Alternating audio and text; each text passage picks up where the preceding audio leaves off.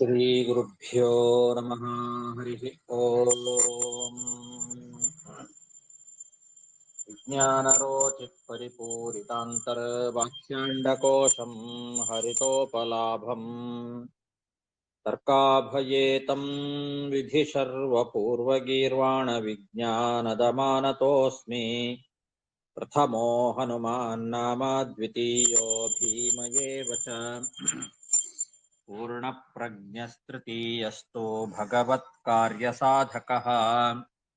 ಬುದ್ಧಿರ್ಬಲಂ ಯಶೋಧೈರ್ಯಂ ನಿರ್ಭಯತ್ವಂ ಅರೋಗತಾ. ಅಜಾಡ್ಯಂ ವಾಕ್ಪಟುತ್ವಂ ಚ ಹನುಮತ್ಸ್ಮರಣಾದ್ ಭವೇತ್.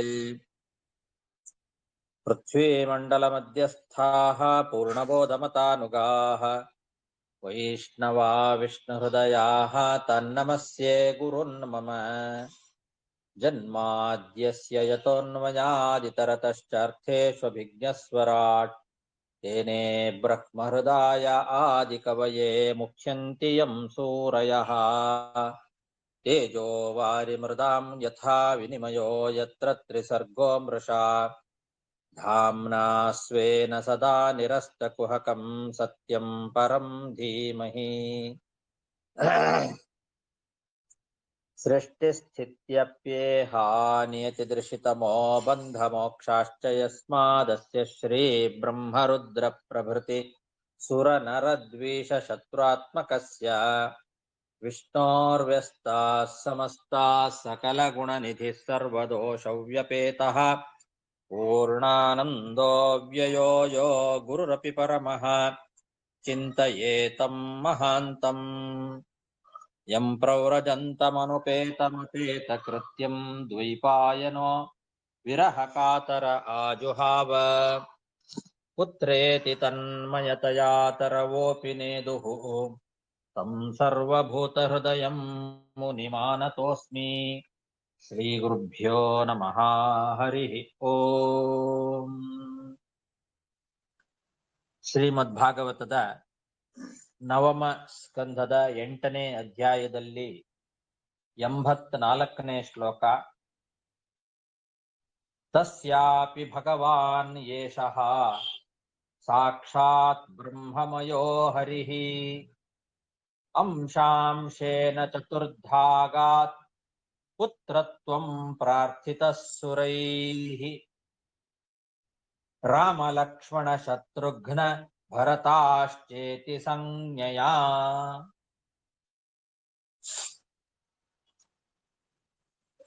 ರಘು ಮಹಾರಾಜನಿಂದ ಅಜ ಎಂಬಂತಹ ರಾಜ ಹುಟ್ಟಿದ. ಅಜನಿಂದ ದಶರಥ ಮಹಾರಾಜ ಹುಟ್ಟಿದ ಅನ್ನೋದನ್ನ ಹಿಂದಿನ ಶ್ಲೋಕದಲ್ಲಿ ನಾವು ನೋಡಿದ್ವಿ.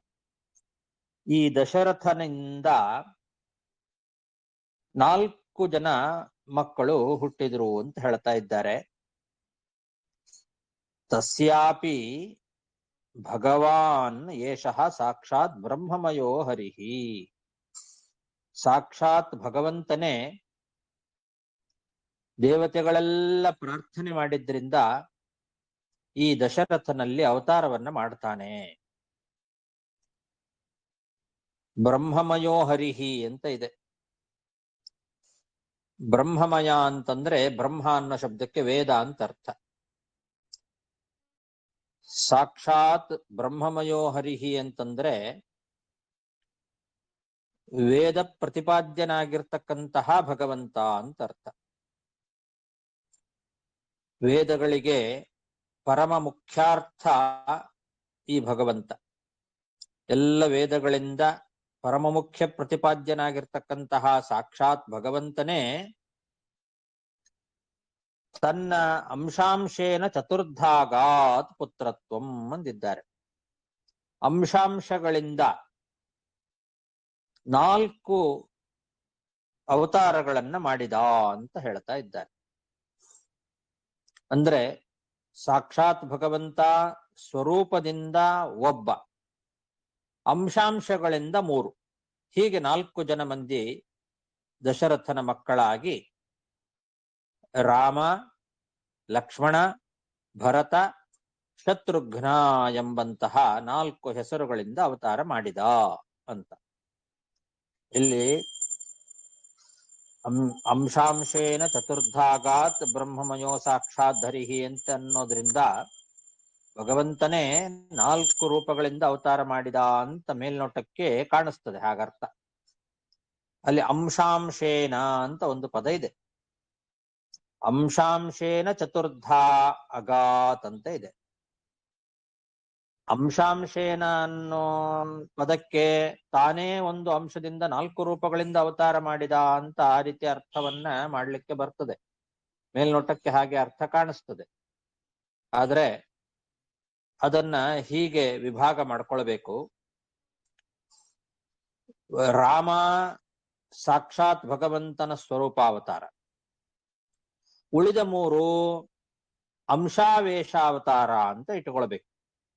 ಲಕ್ಷ್ಮಣ, ಭರತ ಮತ್ತು ಶತ್ರುಘ್ನ ಅಂತನ್ನೋ 3 ಜನ ಭಗವಂತನ ಅಂಶಾವೇಶ ಅವತಾರರು. ಆ ಅಭಿಪ್ರಾಯದಲ್ಲಿ ಸಾಕ್ಷಾತ್ ಭಗವಂತ ಅಂಶಾಂಶೇನ ಚತುರ್ಧಾಗಾತ್ ಅಂತ ಒಟ್ಟಿಗೆ ಹೇಳಿಬಿಟ್ಟಿದ್ದಾರೆ. ರಾಮ ಸ್ವತಃ ಭಗವಂತನ ಅವತಾರ, ಸ್ವರೂಪಾವತಾರ. ಉಳಿದ 3ರಲ್ಲಿ ಭಗವಂತನ ಅಂಶ ಇದೆ ಅಂತ ಇಟ್ಕೊಳ್ಬೇಕು. ಬ್ರಹ್ಮಾಂಡ ಸೃಷ್ಟಿಯಾಗೋದಕ್ಕಿಂತ ಮುಂಚೆ, ಬ್ರಹ್ಮಾಂಡಕ್ಕಿಂತ ಹೊರಗೆ ವಾಸುದೇವಾದಿ ಚತುರ್ಮೂರ್ತಿಗಳು ಮೂಲರೂಪಿಯಾದ ನಾರಾಯಣನಿಂದ ಅಭಿವ್ಯಕ್ತವಾಗ್ತವೆ. ಮೂಲರೂಪಿಯಾದವನು ನಾರಾಯಣ. ಅವನಿಂದ ಇನ್ನು ಬ್ರಹ್ಮಾಂಡ ಸೃಷ್ಟಿ ಆಗೋದಕ್ಕಿಂತ ಮುಂಚೆನೆ ಮೂಲರೂಪಿಯಾದ ನಾರಾಯಣನಿಂದ ವಾಸುದೇವ, ಸಂಕರ್ಷಣ, ಪ್ರದ್ಯುಮ್ನ, ಅನಿರುದ್ಧ ಎಂಬಂತಹ 4 ಮೂರ್ತಿಗಳು ಅಭಿವ್ಯಕ್ತವಾಗ್ತವೆ. ಬ್ರಹ್ಮಾಂಡದ ಒಳಗೆ ಇರುವಂತಹ ಅವತಾರಗಳೇನಿದ್ದಾವೆ ಅವೆಲ್ಲ ಪದ್ಮನಾಭ ರೂಪ ಭಗವಂತ ಏನಿದ್ದಾನೆ ಅವನಿಂದಲೇ ಅಭಿವ್ಯಕ್ತವಾಗ್ತವೆ.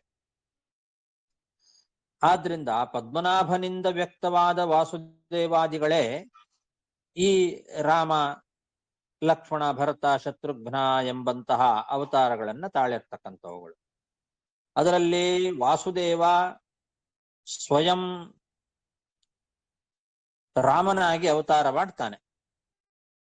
ಸಂಕರ್ಷಣ ಶೇಷಾವತಾರನಾಗಿರ್ತಕ್ಕಂತಹ ಲಕ್ಷ್ಮಣನಲ್ಲಿ ಆವಿಷ್ಟನಾಗ್ತಾನಷ್ಟೆ. ಅದು ಸ್ವರೂಪಾವತಾರ ಅಲ್ಲ. ಲಕ್ಷ್ಮಣ ಶೇಷದೇವರ ಅವತಾರ. ಆ ಶೇಷದೇವರ ಅವತಾರವಾದಂತಹ ಲಕ್ಷ್ಮಣನಲ್ಲಿ ಸಂಕರ್ಷಣ ಆವಿಷ್ಟ. ಪ್ರದ್ಯುಮ್ನ ಭರತನಲ್ಲಿ ಆವಿಷ್ಟ. ಭರತ ಮನ್ಮಥನ ಅವತಾರ. ಮನ್ಮಥಾವತಾರನಾಗಿರ್ತಕ್ಕಂತಹ ಭರತನಲ್ಲಿ ಪ್ರದ್ಯುಮ್ನನ ಆವೇಶ ಇದೆ. ಹಾಗೆ ಮನ್ಮಥನ ಮಗ ಏನಿದ್ದಾನೆ ಅವನ ಅವತಾರ ಶತ್ರುಘ್ನ, ಅನಿರುದ್ಧ ಅಂತ ಅವನಿಗೂ ಹೆಸರು. ಮನ್ಮಥನ ಮಗ ಅನಿರುದ್ಧ ಅಂತ ಒಬ್ಬ ಇದ್ದಾನೆ. ಆ ಅನಿರುದ್ಧನ ಅವತಾರ ಶತ್ರುಘ್ನ. ಆ ಶತ್ರುಘ್ನಲ್ಲಿ ಮೂಲ ರೂಪ ಭಗವಂತನ ಅನಿರುದ್ಧ ಅನ್ನೋ ರೂಪ ಆವೇಶ. ಹೀಗೆ ವಾಸುದೇವ, ಸಂಕರ್ಷಣ, ಪ್ರದ್ಯುಮ್ನ, ಅನಿರುದ್ಧ ಅಂತನ್ನೋ ಭಗವಂತನ ಈ ರೂಪಗಳೇ ರಾಮ, ಲಕ್ಷ್ಮಣ, ಭರತ, ಶತ್ರುಘ್ನ ಅನ್ನೋ ಹೆಸರಿನಿಂದ ಅವತಾರ ಮಾಡಿದ್ರು. ಆ ಅಭಿಪ್ರಾಯದಲ್ಲಿ ಅಂಶಾಂಶೇನ ಚತುರ್ಧಾಗಾತ್ ಅಂತ ಈ ರೀತಿ ಅದನ್ನ ಅರ್ಥ ಮಾಡ್ಕೊಳ್ಬೇಕು. ಬೇರೆ ಬೇರೆ ಪ್ರಮಾಣಗಳ ಅನುಸಾರವಾಗಿ ಈ ಶ್ಲೋಕವನ್ನ ಈ ರೀತಿ ಅರ್ಥ ಮಾಡ್ಕೊಳ್ಬೇಕು ಅನ್ನೋದನ್ನ ಛಲಾರಿ ವ್ಯಾಖ್ಯಾನದಲ್ಲಿ ವಿಸ್ತಾರವಾಗಿ ಬರೆದಿದ್ದಾರೆ. ತಸ್ಯಾಪಿ ಭಗವಾನ್ ಯೇಷಃ ಸಾಕ್ಷಾತ್ ಬ್ರಹ್ಮಮಯೋ ಹರಿಃ ಅಂಶಾಂಶೇನ ಚತುರ್ಧಾಗಾತ್ ಪುತ್ರತ್ವಂ ಪ್ರಾರ್ಥಿತಃ ಸುರೈಃ ರಾಮಲಕ್ಷ್ಮಣ ಶತ್ರುಘ್ನ ಭರತಾಶ್ಚೇತಿ ಸಂಜ್ಞೆಯಾ.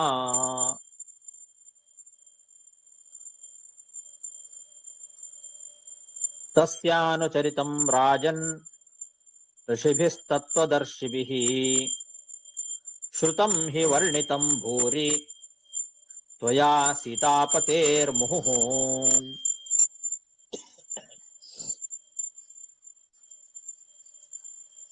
ಭಗವಂತ ರಾಮನಾಗಿ ಅವತಾರವನ್ನ ಮಾಡಿದ್ದು ಪ್ರಾರ್ಥಿತಃ ಸುರೈಹಿ ಅಂತ ಹೇಳಿದ್ದಾರೆ ಹಿಂದಿನ ಶ್ಲೋಕದಲ್ಲಿ. ದೇವತೆಗಳೆಲ್ಲ ಪ್ರಾರ್ಥನೆ ಮಾಡ್ಕೊಳ್ತಾರೆ. ಬ್ರಹ್ಮಾದಿ ದೇವತೆಗಳೆಲ್ಲ ಹೋಗಿ ಭೂಭಾರ ಹರಣಕ್ಕೋಸ್ಕರ ಅವತಾರ ಮಾಡಬೇಕು ಅಂತ ಭಗವಂತನಲ್ಲಿ ಪ್ರಾರ್ಥನೆ ಮಾಡಿದ್ರಿಂದ ಭಗವಂತ ರಾಮನಾಗಿ ಅವತಾರ ಮಾಡಿದ್ದಾನೆ. ಎಲ್ಲೆಲ್ಲಿ ಭಗವಂತ ಅವತಾರ ಮಾಡ್ತಾನೋ ಅಲ್ಲೆಲ್ಲ ಕಡೆಯಲ್ಲೂ ಕೂಡ ಲಕ್ಷ್ಮೀ ದೇವಿಯೂ ಕೂಡ ಅವತಾರ ಮಾಡುತ್ತಾಳೆ. ಹಾಗಾಗಿ ರಾಮನಾಗಿ ಭಗವಂತ ಅವತಾರ ಮಾಡಿದಾಗ ಸೀತೆಯಾಗಿ ಮಹಾಲಕ್ಷ್ಮೀ ದೇವಿ ಅವತಾರವನ್ನು ಮಾಡಿದ್ದಾಳೆ. ಅಂತಹ ಸೀತಾಪತಿಯಾಗಿರ್ತಕ್ಕಂತಹ ಶ್ರೀರಾಮಚಂದ್ರನ ಲೀಲೆಗಳು ಅದು ಅನೇಕ ಇದೆ.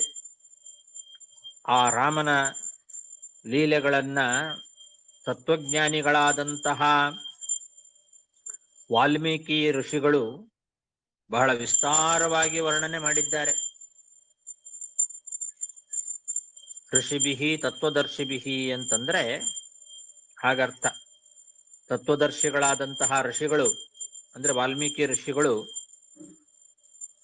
ರಾಮನ ಆ ಚರಿತ್ರೆಯನ್ನ, ರಾಮಾವತಾರದ ಚರಿತ್ರೆಯನ್ನ ಬಹಳ ವಿಸ್ತಾರವಾಗಿ ವರ್ಣನೆ ಮಾಡಿದ್ದಾರೆ.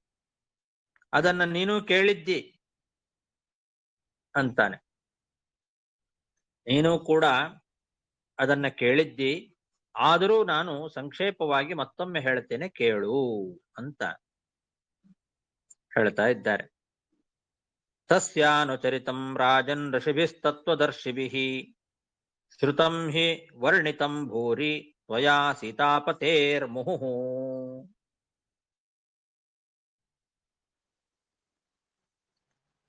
ಗುರ್ವರ್ಥೇ ತ್ಯಕ್ತರಾಜ್ಯೋ ವ್ಯಚರದನುವನಂ ಪದ್ಮಪದ್ಭ್ಯಾಂ ಪ್ರಿಯಾಯಾಃ ಪಾಣಿಸ್ಪರ್ಶಾಕ್ಷಮಾಭ್ಯಾಂ ರುಜಿತಪಥಿರುಜೋ ಯೋ ಹರೀಂದ್ರಾನುಜಾಭ್ಯಾಂ ವೈರೂಪ್ಯಾಚ್ಛೂರ್ಪಣಖ್ಯಾಃ ಪ್ರಿಯವಿರಹರುಷಾರೋಪಿತಭ್ರೂವಿಜೃಂಭಃ ಶ್ರುತ್ವಾ ವಿರ್ಬದ್ಧಸೇತುಃ ಖಲದವದಹನಃ ಕೋಸಲೇಂದ್ರೋವತೀರ್ಣಃ.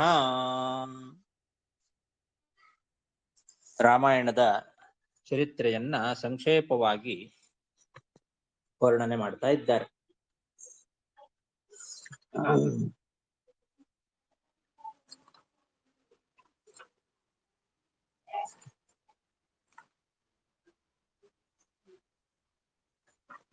ಪರೀಕ್ಷಿತ್ ರಾಜನಿಗೆ ಶುಕಾಚಾರ್ಯರು ರಾಮಾಯಣದ ವಾಲ್ಮೀಕಿ ಋಷಿಗಳು ವಿಸ್ತಾರವಾಗಿ ವರ್ಣನೆ ಮಾಡಿದ್ದಾರೆ, ಆದರೂ ನಾನು ನಿನಗೆ ಅದನ್ನ ಸಂಕ್ಷೇಪವಾಗಿ ಹೇಳುತ್ತೇನೆ ಕೇಳು ಅಂತ ರಾಮಾಯಣದ ಸಂಕ್ಷೇಪ ವರ್ಣನೆ ಬಂದಿದೆ. ಇಲ್ಲಿ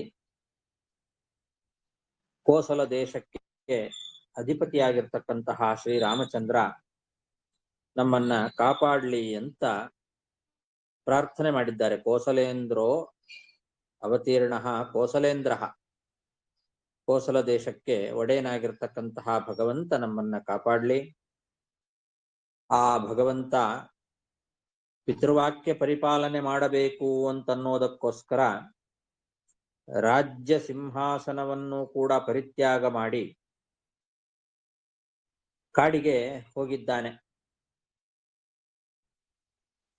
ಎಂತಹ ಭಗವಂತ ಅಂತಂದ್ರೆ ಅವನ ಪಾದಗಳು ಬಹಳ ಕೋಮಲವಾದಂತಹ ಪಾದಗಳು. ತನ್ನ ಪ್ರಿಯಳಾಗಿರ್ತಕ್ಕಂತಹ ಸೀತಾದೇವಿಯ ಹಸ್ತಸ್ಪರ್ಶವನ್ನು ಕೂಡ ಸಹಿಸಲಿಕ್ಕೆ ಸಾಧ್ಯ ಇಲ್ಲದೆ ಇರುವಷ್ಟು ಕೋಮಲವಾದ ಪಾದಗಳು ಹೊಂದಿದ್ದಾರೆ. ಮಹಾಲಕ್ಷ್ಮೀ ದೇವಿಯಾದ ಸೀತಾದೇವಿಯ ಕೈಗಳು ಕಮಲದಂತೆ ಅತ್ಯಂತ ಮೃದುವಾದ ಕೋಮಲವಾದ ಕೈಗಳು. ಅಂತಹ ಆ ಕೈಗಳ ಸ್ಪರ್ಶವನ್ನು ಕೂಡ ಸಹಿಸಲಿಕ್ಕಾಗದೇ ಇರತಕ್ಕಂತಹ ಕೋಮಲವಾದ ಪಾದಗಳು ಭಗವಂತನ ಪಾದಗಳು. ಪ್ರಿಯಾಯಾಹ ಪದ್ಮಪದ್ಭ್ಯಾಂ ಪ್ರಿಯಾಯಾಹ ಪಾಣಿಸ್ಪರ್ಶಾಕ್ಷಮಾಭ್ಯಾಂ ಅಂತ ಹೇಳಿದ್ದಾರೆ. ಬಹಳ ಸುಂದರವಾದ ವರ್ಣನೆ. ಪ್ರಿಯಳಾದ ಆ ಸೀತಾದೇವಿಯ ಪಾಣಿಸ್ಪರ್ಶವನ್ನು ಕೂಡ ಅಕ್ಷಮಾಭ್ಯಾಂ, ಅವಳ ಕೈಯೇ ಬಹಳ ಮೃದು, ಅಂತಹ ಮೃದುವಾದ ಆ ಮಹಾಲಕ್ಷ್ಮೀ ದೇವಿಯ ಕೈಯ ಸ್ಪರ್ಶವನ್ನೂ ಕೂಡ ಸಹಿಸಲಿಕ್ಕಾಗದೇ ಇರುವಷ್ಟು ಮೃದುವಾಗಿರ್ತಕ್ಕಂಥದ್ದು ಆ ಭಗವಂತನ ಪಾದಗಳು. ಅಂತಹ ಪಾದಗಳಿಂದ ಭಗವಂತ ಇಡೀ ಕಾಡನ್ನೆಲ್ಲ ಸುತ್ತಾಡಿದ. ಅಂತಹ ಮೃದುವಾದ ಪಾದಗಳಿಂದಲೇ ಕಾಡನ್ನೆಲ್ಲ ಸುತ್ತಾಡಿದ್ದಾನೆ ಅಂತ. ರಚರತ್ ಅನುವನಂ, ಸಿಂಹಾಸನದಲ್ಲಿ ಕೂತು ರಾಜ್ಯಭಾರವನ್ನು ಮಾಡುವಂತಹ ಅವಕಾಶ ಸಿಕ್ಕಾಗಲೂ ಕೂಡ ಅದನ್ನ ಪರಿತ್ಯಾಗ ಮಾಡಿ ಬರೀ ಕಾಲಿನಿಂದ ಅಂತಹ ಒಂದು ಮೃದುವಾದ ಪಾದಗಳಿಂದ ಕಾಡೆಲ್ಲ ಸುತ್ತಾಡಿದ. ಆದರೂ ಅವನಿಗೆ ಸ್ವಲ್ಪವೂ ಆಯಾಸ ಅನ್ನೋದೇ ಆಗಲಿಲ್ಲ. ಮೃಜಿತ ಪಥಿರುಜಃ, ಯಾವ ಆಯಾಸವೂ ಇಲ್ಲ ಅವನಿಗೆ. ಸ್ವಲ್ಪನೂ ಕೂಡ ಕ್ಲೇಶ ಅಂತನ್ನೋದು ಅವನಿಗೆ ಅನಿಸ್ಲೇ ಇಲ್ಲ. ಅಷ್ಟು ಮೃದುವಾದ ಪಾದಗಳಿಂದ ಕಾಡನ್ನೆಲ್ಲ ಸುತ್ತಾಡಿದರೂ ಕೂಡ ಸ್ವಲ್ಪವೂ ಮಾರ್ಗಾಯಾಸ ಆಗಿರಲಿಲ್ಲ. ಜೊತೆಗೆ ಹನುಮಂತ ದೇವರು, ಸುಗ್ರೀವ, ಲಕ್ಷ್ಮಣ ಇವರೆಲ್ಲರ ಜೊತೆಯಲ್ಲಿ ಸಂಚಾರ ಮಾಡಿದ್ದಾನೆ. ಹರೀಂದ್ರ ಅನುಜಾಭ್ಯಾಮ್ ಎಂದಿದ್ದಾರೆ. ಹರೀಂದ್ರ ಅಂತಂದ್ರೆ ಸುಗ್ರೀವ, ಅನುಜ ಅಂತಂದ್ರೆ ಲಕ್ಷ್ಮಣ. ಅವರು ಜೊತೆಯಲ್ಲಿದ್ರು. ಹರೀಂದ್ರ ಅನುಜಾಭ್ಯಾಮ್, ಅವನು ಕಾಡಿನಲ್ಲಿ ಸಂಚಾರ ಮಾಡಿದ್ದಾನೆ. ಇಂತಹ ಭಗವಂತ ವನವಾಸ ಕಾಲದಲ್ಲಿ ಶೂರ್ಪಣಕೆಯ ಕಿವಿ ಮತ್ತು ಮೂಗನ್ನ ಕತ್ತರಿಸ್ತಾನೆ, ವಿರೂಪಗೊಳಿಸ್ತಾನೆ. ಅದನ್ನೇ ನಿಮಿತ್ತ ಮಾಡಿಕೊಂಡು ಮುಂದೆ ರಾವಣ ವಿರೋಧ ಮಾಡ್ತಾನೆ, ಸೀತೆಯನ್ನ ಅಪಹಾರ ಮಾಡ್ತಾನೆ. ಆ ಸೀತಾ ಅಪಹಾರವನ್ನ ಮಾಡಿದ ನಂತರದಲ್ಲಿ ಸೀತೆಯ ವಿರಹ, ಸೀತಾದೇವಿಯನ್ನ ತಾನು ಬಿಟ್ಟು ಇರಬೇಕಾದಂತಹ ಪ್ರಸಂಗ ಬಂತು ಅಂತ ಜನರಿಗೆ ಆ ರೀತಿ ತೋರಿಸ್ಕೊಳ್ತಾನೆ. ಸೀತಾದೇವಿ ವಿರಹವನ್ನ ತಾಳ್ಲಿಕ್ಕಾಗದೆ ಕಾಡೆಲ್ಲ ಹುಡುಕಾಡ್ತಾನೆ. ಅದರಿಂದ ಮುಂದೆ ರಾವಣನ ಪುರಕ್ಕೆ ಹೋಗಬೇಕು, ಲಂಕೆಗೆ ಹೋಗ್ಲಿಕ್ಕೋಸ್ಕರ ಸಮುದ್ರ ದಾರಿ ಬಿಡಬೇಕಾಗಿತ್ತು. ಆದರೆ ಅವನು ಸ್ವಲ್ಪ ವಿರೋಧ ಮಾಡಿದ. ಆವಾಗ ಆ ಸೀತಾ ವಿರಹದಿಂದ ಉಂಟಾದ ಕೋಪ ಏನಿದೆ, ಪ್ರಿಯ ವಿರಹ ಋಷ ಅಂದಿದ್ದಾರೆ. ಅದರ ಆ ಸೀತಾ ವಿರಹದಿಂದ ಉಂಟಾದ ಕೋಪದಿಂದ ಹುಬ್ಬನ್ನ ಏರಿಸ್ತಾನೆ ಅಷ್ಟೇ. ಅಷ್ಟಕ್ಕೇನೆ ಸಮುದ್ರ ರಾಜ ನಡುಗಿ ಬಿಡ್ತಾನೆ. ಭಗವಂತನಿಗೆ ಸೀತಾ ವಿರಹ ಅಂತನ್ನೋದು ಇಲ್ಲ. ಸೀತಾ ವಿರಹದಿಂದ ಋಷ ಅಂತಂದ್ರೆ ರೋಷ, ದುಃಖ, ಕೋಪ ಅದು ಇಲ್ಲ, ಏನೂ ಇಲ್ಲ. ಎಲ್ಲ ನಟನೆ. ಆ ಸಮಯದಲ್ಲಿ ತಾನು ಹುಬ್ಬುಗಂಟನ್ನ ಅಲುಗಾಡಿಸಿದ್ರಿಂದಲೇನೆ ಸಮುದ್ರ ರಾಜ ನಡಿಗೆ ಬಿಟ್ಟ ಅನ್ನೋದು ಇಲ್ಲಿ ಪ್ರಧಾನವಾಗಿರ್ತಕ್ಕಂಥ ವಿಷಯ. ಅದನ್ನ ಇಟ್ಟುಕೊಳ್ಬೇಕು ನಾವು. ಅವನು ರಾಮ ತನ್ನ ಹುಬ್ಬುಗಂಟನ್ನ ಮೇಲೆ ಏರಿಸಿದ್ರಿಂದಲೇನೆ ಆ ಸಮುದ್ರ ರಾಜನಿಗೆ ಭಯ ಆಗಿ ಹೋಯ್ತು. ಸಮುದ್ರ ಬತ್ತಿ ಹೋಯ್ತು, ನಡಿಗೆ ಹೋಗಿಬಿಟ್ಟ ಸಮುದ್ರ ರಾಜ. ಆಮೇಲೆ ಅವನ ಪ್ರಾರ್ಥನೆಯಂತೆ ಸೇತುವೆಯನ್ನ ಕಟ್ಟಿದರು ಸಮುದ್ರಕ್ಕೆ. ಸೇತುವೆಯನ್ನ ಕಟ್ಟಿ ಎಲ್ಲ ಕಪಿ ಸೈನ್ಯವನ್ನ ಆ ಸೇತುವೆಯ ಮೂಲಕವಾಗಿ ಲಂಕಾಪಟ್ಟಣಕ್ಕೆ ಹೋಗುವಂತೆ ಮಾಡಿದ. ಎಲ್ಲರಿಗೂ ಕೂಡ, ಆ ಎಲ್ಲ ಕಪಿಗಳಿಗೂ ಕೂಡ ರಾಮದೇವರ ಸೇವೆಯನ್ನ ಮಾಡುವ ಭಾಗ್ಯವನ್ನ ಕರುಣಿಸಿದ ಭಗವಂತ. ಅದಕ್ಕೋಸ್ಕರ ಅವನು ಸೇತುವೆಯನ್ನ ಕಟ್ಟಿಸಿತ್ತು. ಭಗವಂತನಿಗೆ ಅದರ ಅವಶ್ಯಕತೆ ಏನಿರಲಿಲ್ಲ. ಸೇತುವೆಯ ಮೂಲಕವಾಗಿಯೇ ಹೋಗಬೇಕು ಲಂಕೆಗೆ ಅನ್ನೋ ಅವಶ್ಯಕತೆ ಭಗವಂತನಿಗೇನಿಲ್ಲ. ಭಗವಂತನ ಅನುಗ್ರಹವನ್ನ ಪಡೆದಂತಹ ಹನುಮಂತನೇ ಆರಾಮವಾಗಿ ಆ ಸಮುದ್ರವನ್ನ ದಾಟಿ ಹೋಗಿ ಬಂದಿದ್ದಾನೆ. ಭಗವಂತನಿಗೆ ಸೇತುವೆಯನ್ನು ಕಟ್ಟೆ ಅದರ ಮೇಲೆ ಹೋಗಬೇಕು ಅನ್ನೋದೇನಿರಲಿಲ್ಲ.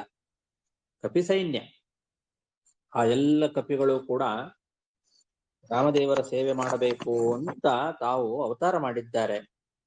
ಅವರೆಲ್ಲರಿಗೂ ಕೂಡ ಆ ಮೂಲಕವಾಗಿ ಆ ಲಂಕೆಗೆ ಕರ್ಕೊಂಡು ಹೋಗಬೇಕಾಗಿತ್ತು. ಅದಕ್ಕೋಸ್ಕರ ಭಗವಂತ ಸೇತುವೆಯನ್ನ ಕಟ್ಟಿ ಎಲ್ಲರನ್ನೂ ಕೂಡ ಲಂಕೆಗೆ ಕರ್ಕೊಂಡು ಹೋಗಿ ತಾನು ಆ ದುಷ್ಟನಾದಂತಹ ರಾವಣ ಏನಿದ್ದಾನೆ ಅವನು ಮತ್ತು ಅವನ ಅನುಚರರು, ದೊಡ್ಡ ರಾಕ್ಷಸರ ಒಂದು ಗುಂಪೇ ಇತ್ತು. ಆ ಎಲ್ಲ ರಾಕ್ಷಸರು ಎಂಬಂತಹ ಒಂದು ದೊಡ್ಡ ಕಾಡು, ಒಂದು ಕಾಡಲ್ಲಿ ಎಷ್ಟು ಮರಗಳಿರ್ತವೆ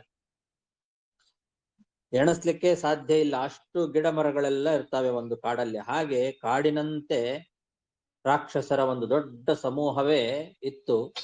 ಆ ಎಲ್ಲ ರಾಕ್ಷಸರೆಂಬ ಕಾಡಿಗೆ ಭಗವಂತ ಕಾಡ್ಗಿಚ್ಚಾಗಿ ಬಿಟ್ಟ.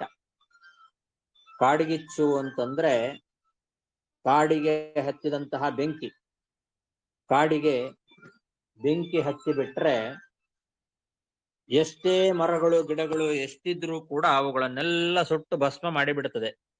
ಕಾಡ್ಗಿಚ್ಚಿನ ಮುಂದೆ ಯಾವ ಕಾಡಿನ ಏನು ಶಕ್ತಿ ನಿಲ್ಲೋದಿಲ್ಲ. ಕಾಡಿಗೆ ಬೇಕಾದಷ್ಟು ಶಕ್ತಿ ಇದ್ರೂ ಕೂಡ ಕಾಡ್ಗಿಚ್ಚಿನ ಮುಂದೆ ಯಾವುದೂ ನಡೆಯೋದಿಲ್ಲ, ಎಲ್ಲವೂ ಸುಟ್ಟು ಭಸ್ಮ ಆಗಿ ಹೋಗ್ತದೆ. ಹಾಗೆ ಆ ರಾಕ್ಷಸರೆಂಬ ಕಾಡಿಗೆನೆ ಭಗವಂತ ಕಾಡ್ಗಿಚ್ಚಿನಂತೆ ಆಗಿಬಿಟ್ಟ. ಖಲದವ ದಹನಃ ಅಂತಹ ಕೋಸಲೇಂದ್ರನಾದ, ಕೋಸಲ ದೇಶಾಧಿಪತಿಯಾದಂತಹ ಶ್ರೀರಾಮಚಂದ್ರ ನಮ್ಮನ್ನ ಕಾಪಾಡಲಿ, ರಕ್ಷಣೆ ಮಾಡಲಿ ಎಂಬುದಾಗಿ ಹೀಗೆ ಇಡೀ ರಾಮಾಯಣದ ಕಥೆಯನ್ನ ಒಂದೇ ಒಂದು ಶ್ಲೋಕದಲ್ಲಿ ಸಂಗ್ರಹ ಮಾಡಿ ಬಹಳ ಸುಂದರವಾಗಿ ತಿಳಿಸಿದ್ದಾರೆ ಶುಕಾಚಾರ್ಯರು. ಗುರ್ವರ್ಥೇ ತ್ಯಕ್ತರಾಜ್ಯೋ ವ್ಯಚರದನುವನಂ ಪದ್ಮಪದ್ಭ್ಯಾಂ ಪ್ರಿಯಾಯಾಃ ಪಾಣಿಸ್ಪರ್ಶಾಕ್ಷಮಾಭ್ಯಾಂ ಮೃಜಿತಪಥಿರುಜೋ ಯೋ ಹರೀಂದ್ರಾನುಜಾಭ್ಯಾಂ ವೈರೂಪ್ಯಾತ್ ಶೂರ್ಪಕರ್ಣ್ಯಾಃ ಶೂರ್ಪಣಾಖ್ಯಾಃ ಪ್ರಿಯ ವಿರಹರುಷಾರೋಪಿತ ಭ್ರೂವಿಜೃಂಭಃ ಶ್ರುತ್ವಾ ವಿರ್ಬದ್ಧ ಸೇತುಃ ಖಲದವದಹನಃ ಕೋಸಲೇಂದ್ರೋವತೀರ್ಣಃ. ಇದು ಒಂದು ಶ್ಲೋಕವನ್ನ ನಾವು ಪ್ರತಿ ದಿವಸ ಪಠಣ ಮಾಡಿದರೆ ಇಡೀ ರಾಮಾಯಣವನ್ನ ಪಠಣ ಮಾಡಿದಂತಹ ಪುಣ್ಯ ಬರ್ತದೆ. ಇಡೀ ರಾಮಾಯಣದ ಚರಿತ್ರೆಯನ್ನ ಸಂಕ್ಷೇಪವಾಗಿ ಇದೊಂದು ಶ್ಲೋಕದಲ್ಲಿ ಸಂಗ್ರಹ ಮಾಡಿ ತಿಳಿಸಿದ್ದಾರೆ. ವಿಶ್ವಾಮಿತ್ರಾಧ್ವರೇ ಯೇನ ಮಾರೀಚಾದ್ಯಾ ನಿಶಾಚರಾಃ ಪಶ್ಯತೋ ಲಕ್ಷ್ಮಣಸ್ಯೈವ ಹತಾ ನೈಋತಪುಂಗವಾಃ.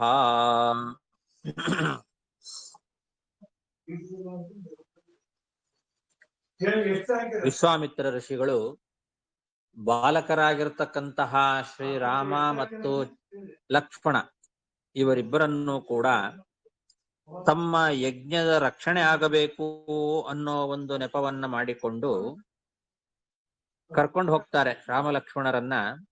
ಇನ್ನು ಚಿಕ್ಕ ಬಾಲಕರು ಆಗಿರುವಾಗಲೇನೆ ಆ ರಾಮ ಮತ್ತು ಲಕ್ಷ್ಮಣರನ್ನ ಕರ್ಕೊಂಡು ಹೋಗ್ತಾರೆ. ಆ ಯಜ್ಞ ರಕ್ಷಣೆ ಮಾಡುವ ಸಮಯದಲ್ಲಿ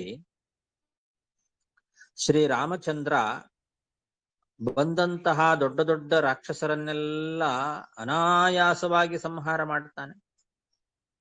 ಲಕ್ಷ್ಮಣ ನೋಡ್ತಾ ನೋಡ್ತಾ ಇರುವಂತೆನೆ ಅಂದಿದ್ದಾರೆ. ಪಶ್ಯತೋ ಲಕ್ಷ್ಮಣಸ್ಯೈವ.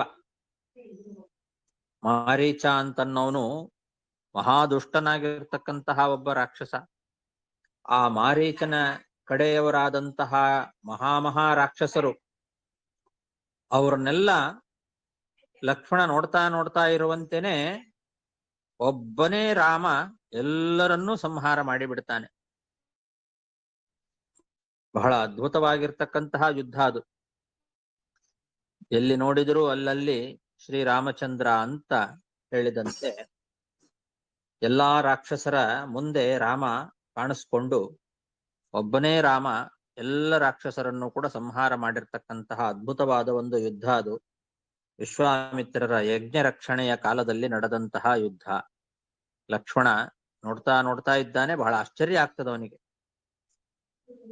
ವಿಶ್ವಾಮಿತ್ರಾಧ್ವರೇ ಯೇನ ಮಾರೀಚಾದ್ಯ ನಿಶಾಚರಾಃ ಪಶ್ಯತೋ ಲಕ್ಷ್ಮಣಸ್ಯೈವ ಹತಾನೈರತ ಪುಂಗವಾಃ ಯೋ ಲೋಕವೀರ ಸಮಿತೌ ಧನುರೈಷಮುಗ್ರಂ ಸೀತಾ ಸ್ವಯಂ ವರಮುಖೇ ತ್ರಿಶತೋಪನೇಯಂ ಆದಾಯ ಬಾಲಗಜಲೀಲಯಿವೇಕ್ಷುಯಷ್ಟಿಂ ಸಜ್ಜೀಕೃತಂ ನೃಪ ವಿಕೃಷ್ಯ ಬಭಂಜ ಮಧ್ಯೆ. ನೃಪ ಅಂತ ಪರೀಕ್ಷಿದ್ರಾಜನೇ, ಸೀತಾ ಸ್ವಯಂವರ ಕಾಲ. ಜನಕ ಮಹಾರಾಜ ಸ್ವಯಂವರವನ್ನ ಏರ್ಪಾಡು ಮಾಡಿದ್ದ. ಆ ಒಂದು ಜಾಗಕ್ಕೆ ವಿಶ್ವಾಮಿತ್ರ ಋಷಿಗಳು ರಾಮನನ್ನ ಕರ್ಕೊಂಡು ಹೋಗ್ತಾರೆ. ರಾಮ ಲಕ್ಷ್ಮಣರನ್ನ ಅಲ್ಲಿ ಸೀತಾ ಸ್ವಯಂವರ ನಡೆದಿದೆ, ಆ ಒಂದು ಜಾಗಕ್ಕೆ ಕರ್ಕೊಂಡು ಹೋಗ್ತಾರೆ.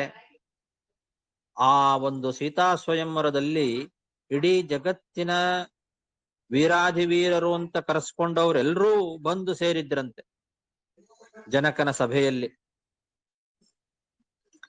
ಅಂತಹ ಒಂದು ಸಭೆಯಲ್ಲಿ ಒಂದು ಉಗ್ರವಾದಂತಹ ಶಿವಧನುಸ್ಸಿತ್ತು. ಆ ಶಿವಧನುಸ್ಸನ್ನ ಅದನ್ನ ಎತ್ತುಕೊಂಡು ಬರ್ಲಿಕ್ಕೇನೆ ಒಂದು 300 ಜನ, ತ್ರಿಶತೋ ಉಪನೇಯಂ ಅಂದಿದ್ದಾರೆ. ಮಿನಿಮಮ್ ಒಂದು 300 ಜನ ಅದನ್ನ ಎತ್ತುಕೊಂಡು ಬಂದಿದ್ರಂತೆ.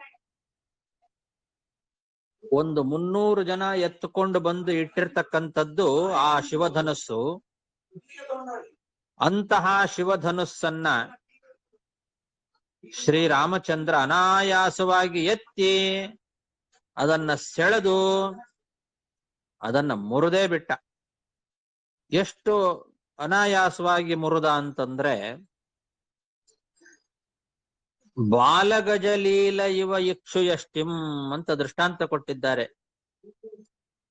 ಒಂದು ಮರಿಯಾನೆ ಕಬ್ಬಿನ ಜಲ್ಲೆಯನ್ನ ಎಷ್ಟು ಅನಾಯಾಸವಾಗಿ ಮುರಿತದೋ ಹಾಗೆ ಅದನ್ನ ಮಧ್ಯದಲ್ಲೇ ಮುರಿದು ಹಾಕಿಬಿಟ್ಟ. ಬಾಲಗಜ ಅಂದಿದ್ದಾರೆ. ಯಾಕೆಂದ್ರೆ ರಾಮ ಅವಾಗ ಇನ್ನು ಚಿಕ್ಕವನು, ನೋಡ್ಲಿಕ್ಕೆ ಬಹಳ ಚಿಕ್ಕ ಹುಡುಗ. ಅದಕ್ಕೋಸ್ಕರ ಬಾಲಗಜ ಅಂತ ದೃಷ್ಟಾಂತ ಕೊಟ್ಟಿದ್ದಾರೆ. ಒಂದು ಮರಿ ಆನೆ ಒಂದು ಕಬ್ಬಿನ ಜಲ್ಲೆಯನ್ನ, ಕಬ್ಬಿನ ಕೋಲು, ಆ ಕಬ್ಬನ್ನ ಎಷ್ಟು ಅನಾಯಾಸವಾಗಿ ಮುರಿತದೋ ಅಷ್ಟು ಅನಾಯಾಸವಾಗಿ ಆ ಶಿವಧನುಸ್ಸನ್ನ ಮುರಿದು ಹಾಕಿಬಿಟ್ಟ ಶ್ರೀರಾಮಚಂದ್ರ. ಅದನ್ನ ರುದ್ರದೇವರ ವರ ಇತ್ತದಕ್ಕೆ. ಹಾಗಾಗಿ ಅದನ್ನ ಯಾರಿಗೂ ಕೂಡ ಎತ್ತಲಿಕ್ಕೂ ಸಾಧ್ಯ ಆಗ್ಲಿಲ್ಲ. ಜಗತ್ತಿನ ಲೋಕಾದಿ ವೀರಾದಿ ವೀರರು ಅಂತ ಅನಿಸ್ಕೊಂಡವರೆಲ್ಲ ಅಲ್ಲಿ ಬಂದು ಸೇರಿದ್ರಂತೆ. ಯೋ ಲೋಕವೀರ ಸಮಿತವು ಅಂದಿದ್ದಾರೆ. 3 ಲೋಕದಲ್ಲೇ ವೀರರು, ಮಹಾ ಪರಾಕ್ರಮಿಗಳು ಅಂತ ಕರೆಸ್ಕೊಂಡಂಥವ್ರೆಲ್ಲರೂ ಅಲ್ಲಿ ಸೇರಿದ್ರು. ಅವ್ರು ಯಾರಿಗೂ ಕೂಡ ಅದನ್ನ ಎತ್ತಲಿಕ್ಕೂ ಆಗಲಿಲ್ಲ. ಅಂತಹ ಒಂದು ಧನಸ್ಸು ರುದ್ರದೇವರ ವರ ಇತ್ತದಕ್ಕೆ. ಹಾಗಾಗಿ ಅಂತಹ ಶಿವಧನುಸ್ಸನ್ನ ಅದನ್ನು ಎತ್ತುಕೊಂಡು ಬಂದು ಅಲ್ಲಿ ಸಭೆಯಲ್ಲಿ ಇಡ್ಲಿಕ್ಕೇನೆ 300 ಜನರಿಗೆ ಆಜ್ಞೆ ಮಾಡಿದ್ದ ಜನಕ ಮಹಾರಾಜ. ಅದು ಕೂಡ ರುದ್ರದೇವರ ವರ ಇದ್ದದ್ರಿಂದ ಅವರಿಗೆ ಎತ್ಕೊಳಿಕ್ಕಾಯ್ತು. 300 ಜನ ಸೇರಿದ ಮೇಲೂ ಕೂಡ ಅವರಿಗೆ ಅದನ್ನ ಎತ್ತಲಿಕ್ಕೆ ಸಾಧ್ಯ ಆಗಿದ್ದು ಕೂಡ ಆ ರುದ್ರದೇವರ ವರದಿಂದ. ಇಲ್ಲದೇ ಇದ್ರೆ 300 ಜನರಿಗೂ ಎತ್ತಲಿಕ್ಕೆ ಆಗ್ತಿರ್ಲಿಲ್ಲ. ಅಂತಹ ಒಂದು ಧನುಸ್ಸನ್ನ ಅನಾಯಾಸವಾಗಿ ಇಕ್ಷುಯಷ್ಟಿಮಿವ, ಆ ಒಂದು ಕಬ್ಬಿನ ಕೋಲನ್ನ ಒಂದು ಆನೆ ಬಾಲ ಗಜ ಹೇಗೆ ಮುರಿಯುತ್ತೋ ಹಾಗೆ ಅನಾಯಾಸವಾಗಿ ಮಧ್ಯದಲ್ಲೇ ಅದನ್ನ ಮುರಿದು ಹಾಕಿಬಿಟ್ಟ ಶ್ರೀರಾಮಚಂದ್ರ. ಅಂತಹ ಮಹಾವೀರ. ಯೋ ಲೋಕವೀರ ಸಮಿತೌ ಧನುರೈಷಮುಗ್ರಂ ಸೀತಾ ಸ್ವಯಂವರ ಮುಖೇ ತ್ರಿಶತೋಪನೇಯಂ ಆದಾಯ ಬಾಲಗಜಲೀಲ ಇವೇಕ್ಷು ಯಷ್ಟಿಂ ಸಜ್ಜೀಕೃತಂ ನೃಪ ವಿಕೃಷ್ಯ ಬಭಂಜ ಮಧ್ಯೆ ಜಿತ್ವಾತ್ಮರೂಪ ಗುಣಶೀಲ ವಯೋನುರೂಪಾಂ ಸೀತಾಭಿಧಾಂ ಶ್ರಿಯಮುರಸ್ಯಭಿಲಬ್ಧಮಾನಾಂ ಮಾರ್ಗೇ ವ್ರಜನ್ ಭೃಗುಪತೇರ್ವ್ಯನಯತ್ ಪ್ರರೂಢಂ ದರ್ಪಂ ಮಹೀಂ ಕೃತವತೋ ಹತರಾಜ ಬೀಜಾಂ.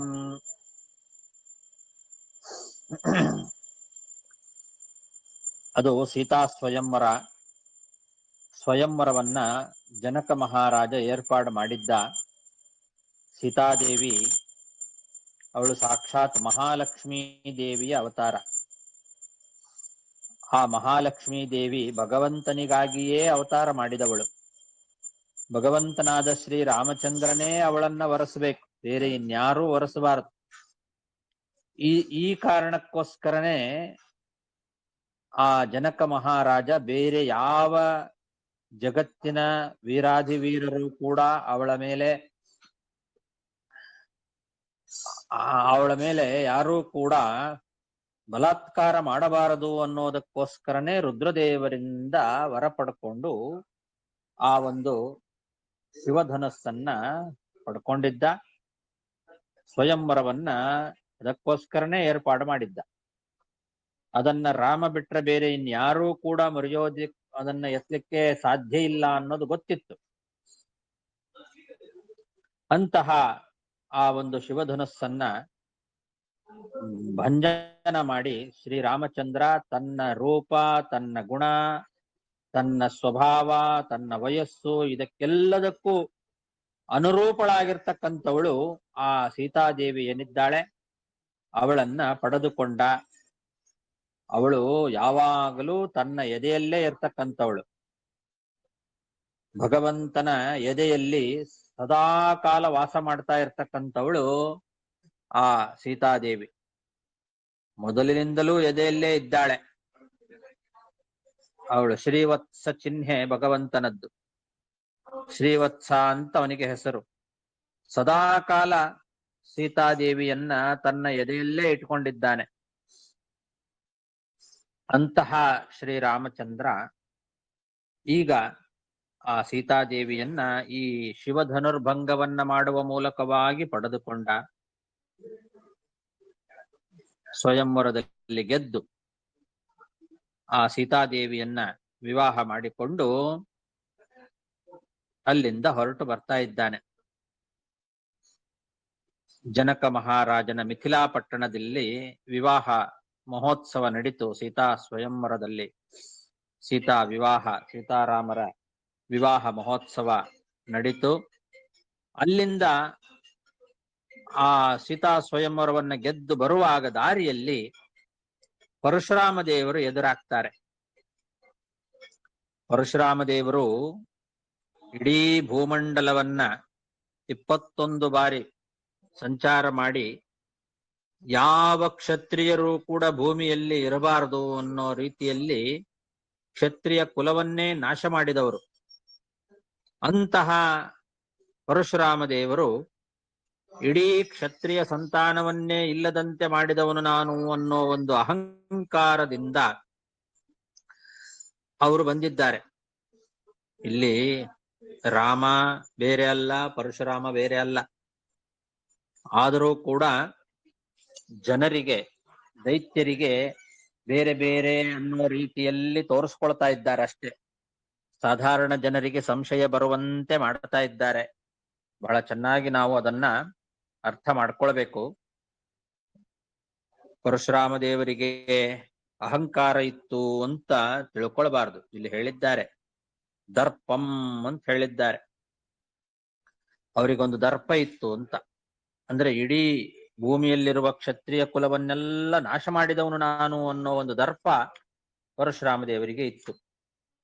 ಆ ದರ್ಪವನ್ನ ಆ ಒಂದು ಅಹಂಕಾರವನ್ನ ಶ್ರೀರಾಮಚಂದ್ರ ದೇವರು ದೂರ ಮಾಡಿದ್ರು ಅಂತ ಹೇಳ್ತಾ ಇದ್ದಾರೆ. ಅಂತಹ ಒಂದು ಅಹಂಕಾರ ಏನಿತ್ತು, ನಾನೇ ಮಹಾಪರಾಕ್ರಮಿ, ನನ್ನಂತಹ ಪರಾಕ್ರಮಿಯೇ ಭೂಮಿಯಲ್ಲಿ ಯಾರು ಇಲ್ಲ ಅನ್ನೋ ಒಂದು ದರ್ಪ ಪರಶುರಾಮ ದೇವರಿಗೆ ಇತ್ತು.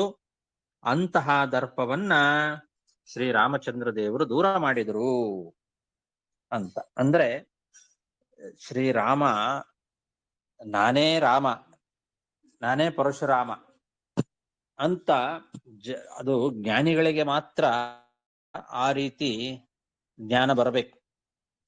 ಸಾಧಾರಣ ಜನರು ಸಂಶಯದಲ್ಲೇ ಇರಬೇಕು. ಇದಕ್ಕೆಲ್ಲ ಅನೇಕ ಕಾರಣಗಳಿದ್ದಾವೆ. ಆಚಾರ್ಯರು ತಾತ್ಪರ್ಯ ನಿರ್ಣಯದಲ್ಲಿ ಇದರ ನಿರ್ಣಯವನ್ನ ಸ್ಪಷ್ಟವಾಗಿ ಕೊಟ್ಟಿದ್ದಾರೆ. ಇಲ್ಲದೇ ಇದ್ರೆ ಈ ರಾಮ ಮತ್ತು ಪರಶುರಾಮರ ಈ ಒಂದು ನಡೆ ಅದು ಅರ್ಥ ಮಾಡ್ಕೊಳ್ಳಿಕ್ಕೆ ನಮಗೆ ಯಾರ ಕೈಲೂ ಸಾಧ್ಯವೇ ಇಲ್ಲ.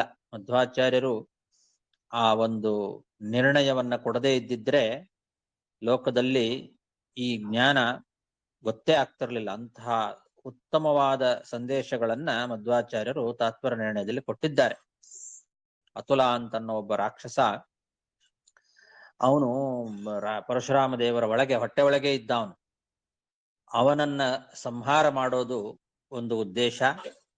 ಜಗತ್ತಿಗೆ ಪರಶುರಾಮ ದೇವರ ರಾಮದೇವರ ಒಂದು ಶಕ್ತಿಯನ್ನ ಜಗತ್ತಿಗೆ ತಿಳಿಸಿಕೊಡಬೇಕು ಅನ್ನೋದು ಕೂಡ ಪರಶುರಾಮ ದೇವರ ಉದ್ದೇಶ ಆಗಿತ್ತು. ಹೀಗೆ ಅನೇಕ ಕಾರಣಗಳಿದ್ದಾವೆ.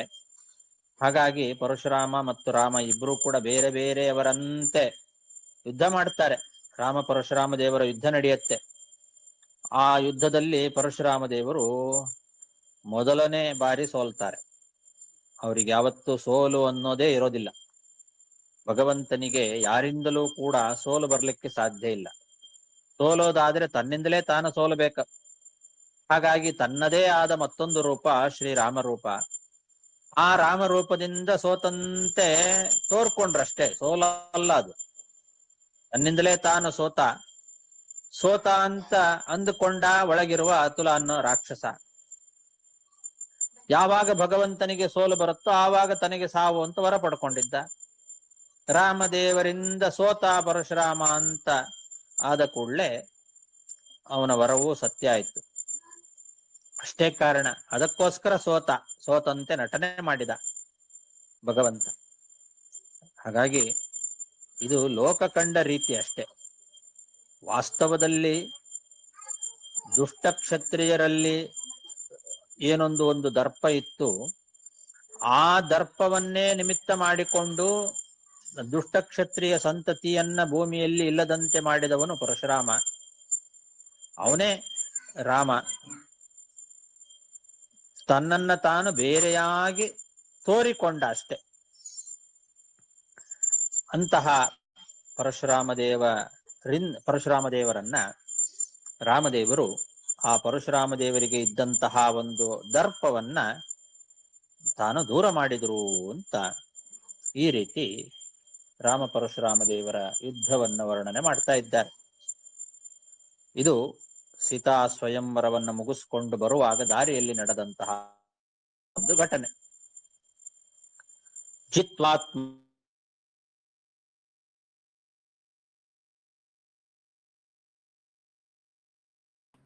ವಾಯ್ಸ್ ನಿಂತೋಯ್ತು. ಶ್ರೀನಿವಾಸ ಆಚಾರ್ಯ ವಾಯ್ಸ್ ಬಂದಿಲ್ಲ. ಚೆನ್ನಾಗಿತ್ತು.